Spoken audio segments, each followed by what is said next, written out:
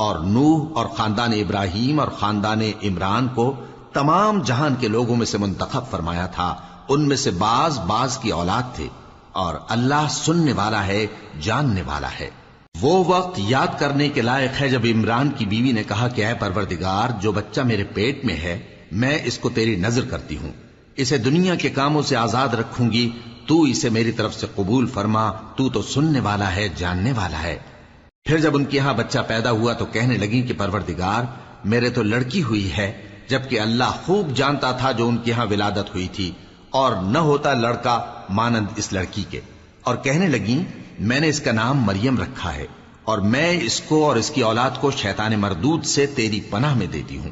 तो उसके परवरदिगार ने उसको पसंदीदगी के साथ कबूल फरमाया और उसे अच्छी तरह परवरिश किया, और जकरिया को उसका कफील बनाया। जकरिया जब कभी इबादतगाह में उसके पास